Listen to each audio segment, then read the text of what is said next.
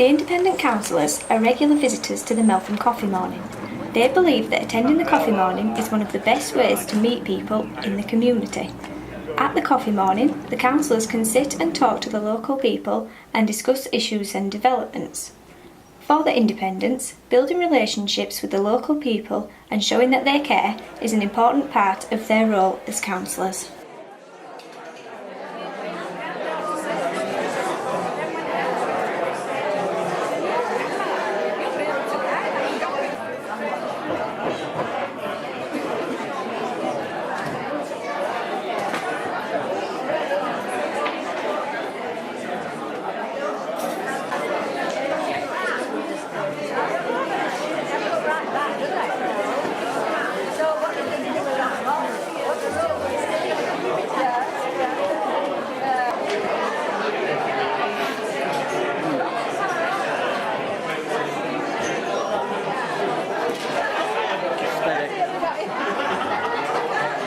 Well, the coffee morning is held virtually every Saturday during the year, and different organisations book the room.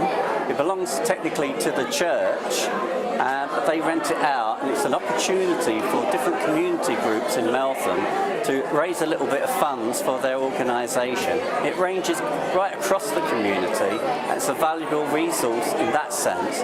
It's also a great meeting place for many people in Meltham. They come together Saturday morning and they can meet their friends, have a coffee and a biscuit and a chat, and that's what it's all really all about.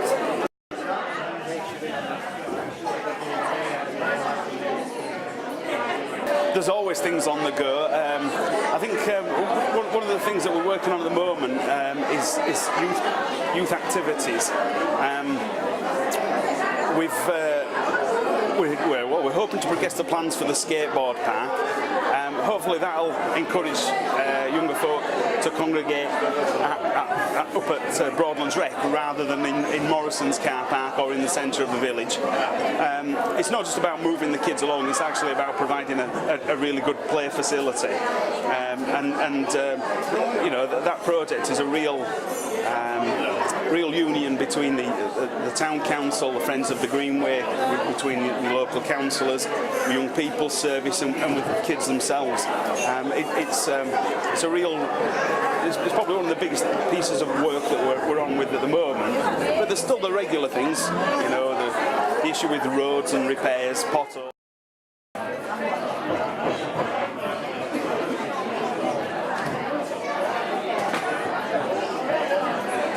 The independent councillors try to get here every Saturday morning.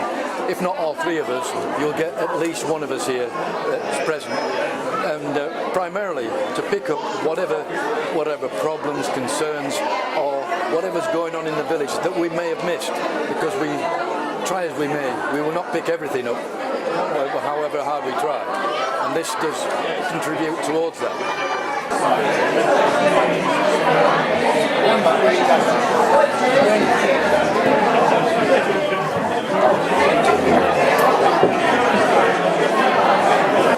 So, Alan, could you tell us a little bit about the history of the independence in Meltham Village?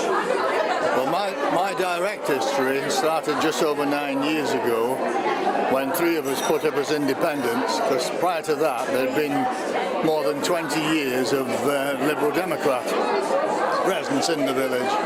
And from that starting point, 3 out of the 12 councillors being independent.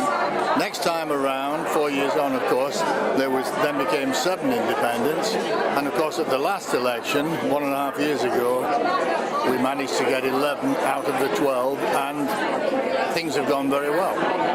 And what's the philosophy or approach of the independents?